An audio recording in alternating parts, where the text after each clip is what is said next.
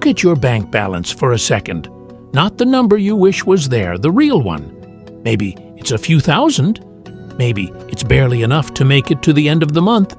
Either way, that first $1,000 in savings feels humiliatingly far away. You hear people online casually say things like, once you hit $10,000, everything gets easier. And you're thinking, sure, easy for you to say while my credit card is on life support. But here's the uncomfortable truth most people never tell you. They're not lying, they're underselling it. Because the reason your first $1,000 feels brutal has very little to do with income, and almost everything to do with how your brain is wired.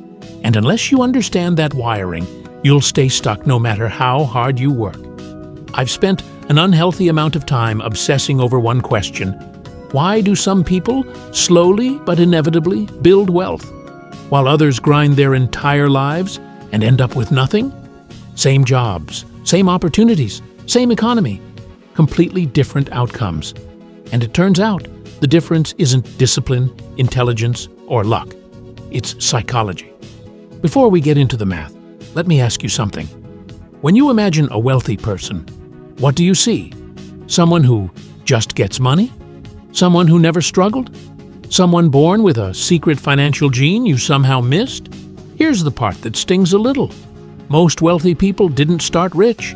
They started aligned. They understood, consciously or not, the invisible mental forces sabotaging everyone else. Your brain is not designed to make you wealthy. It's designed to keep you comfortable right now. And that's the problem. There's a psychological bias called temporal discounting. All it means is this: your brain values immediate rewards far more than future ones. Spending $50 tonight feels real. Saving $50 for future you feels fake. Future you is abstract. Dinner tonight is tangible. Your brain doesn't care that future you will be stressed, tired, and angry at present you. It wants comfort now. That's why saving feels painful, especially at the beginning. And that same mechanism is why your first $1,000 feels like climbing Everest barefoot. But that's only the first layer. There's another trap most people don't realize they're in. Psychologists call it the house money effect. Your brain categorizes money based on where it came from. Money from your paycheck feels serious, hard-earned, heavy. But a tax refund, cash from a relative, a random bonus? That feels like extra, like money that doesn't really count. So what happens? You spend it over and over again. Not because you're irresponsible, but because your brain labeled it as safe to waste. This is how people with decent incomes still stay broke. They're not bad with money. They're bad with mental accounting. Every dollar should be treated equally. Your brain refuses to do that. And then we get to the deepest layer: money scripts. These are beliefs about money that were installed in your head before you ever had a choice. Maybe you grew up hearing arguments about bills. So now money equals stress.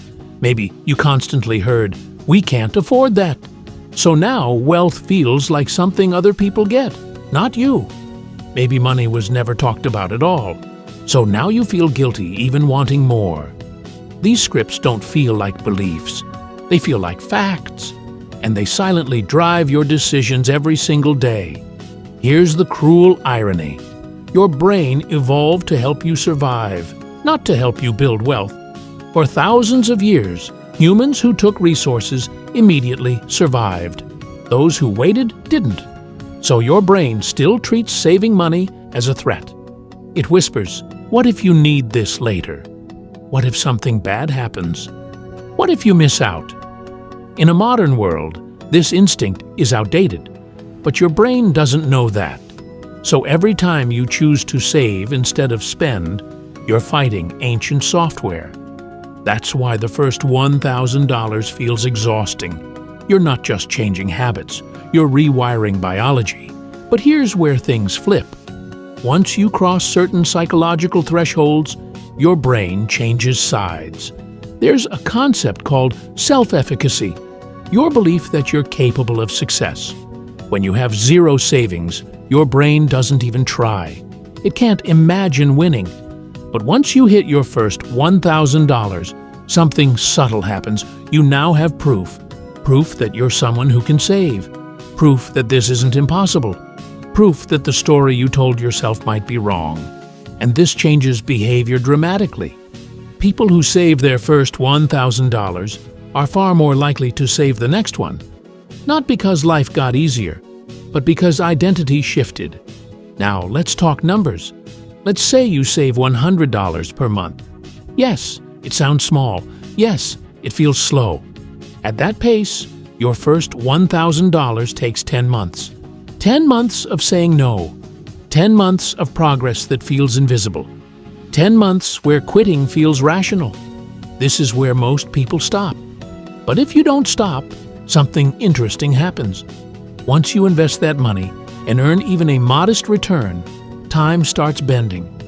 At around 7% annual growth, your second $1,000 arrives faster than the first. Then the third comes faster than the second, then the fourth. Not dramatically at first, but consistently. And while your brain may not consciously notice the acceleration, it feels it. Saving stops feeling pointless. It starts feeling effective. And effectiveness is addictive. This is the moment where the psychology flips. You stop seeing saving as restriction. You start seeing spending as the thing holding you back. But we're just getting started. Once you pass that first psychological barrier, something strange happens. You stop fighting yourself. Saving no longer feels like punishment. It starts feeling like momentum. And momentum is dangerous, in a good way.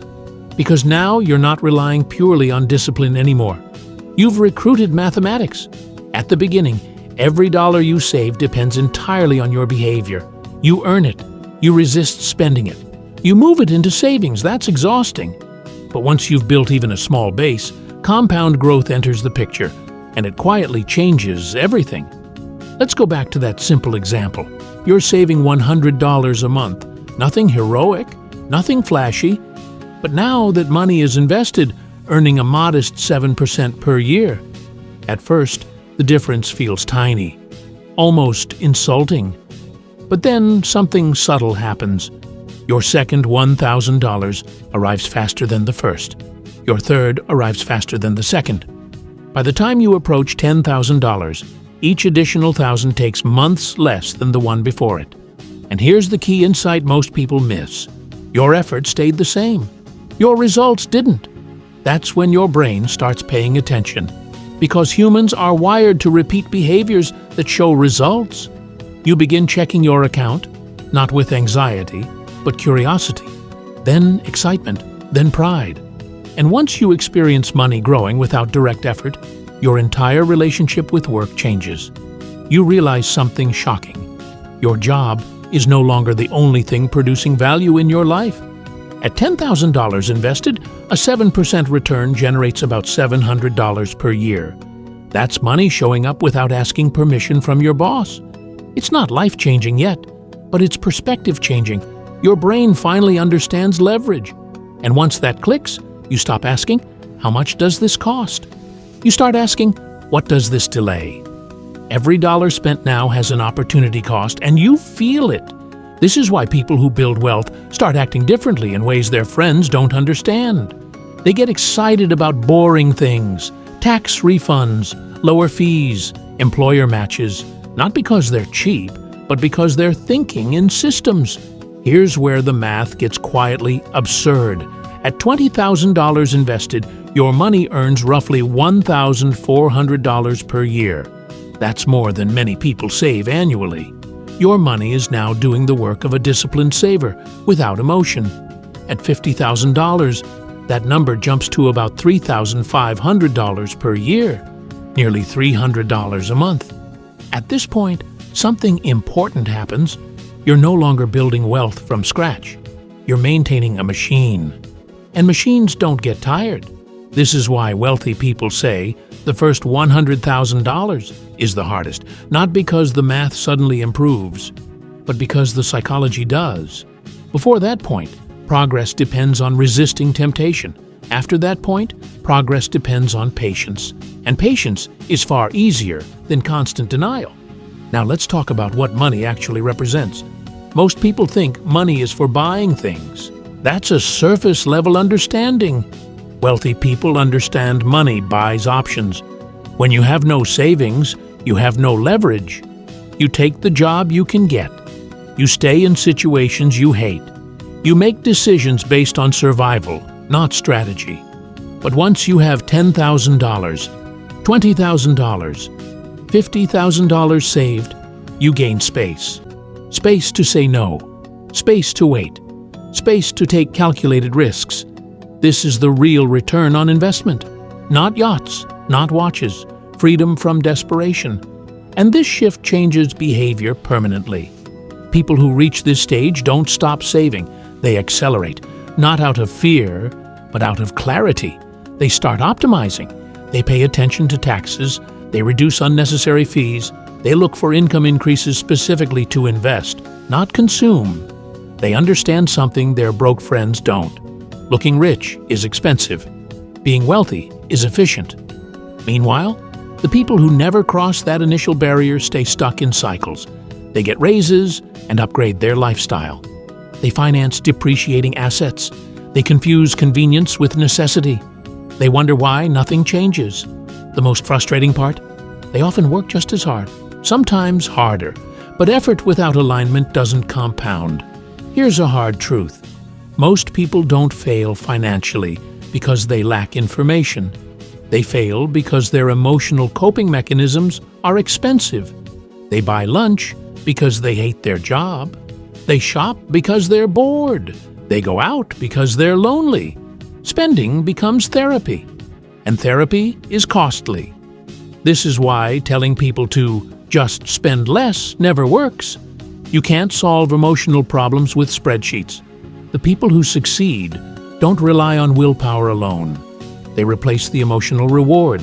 They make saving visible. They track progress. They turn growth into feedback. Watching your net worth increase creates dopamine, just like shopping does. Eventually, you feel more excitement from a growing portfolio than from a purchase. That's the moment the game flips. Spending starts to feel like loss. Saving starts to feel like winning. And once you reach that point, wealth building becomes self-reinforcing. Your money grows. Your confidence grows, your patience grows, and suddenly your future stops feeling fragile. So no, your first $1,000 isn't hard because you're bad with money. It's hard because you're fighting biology, conditioning, and identity all at once. But that fight is temporary. Once you win it, the rules change. Compound interest handles the math. Compound psychology handles the behavior. And together, they do what motivation never could.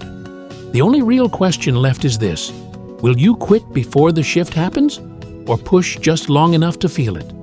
Your future self already knows the answer.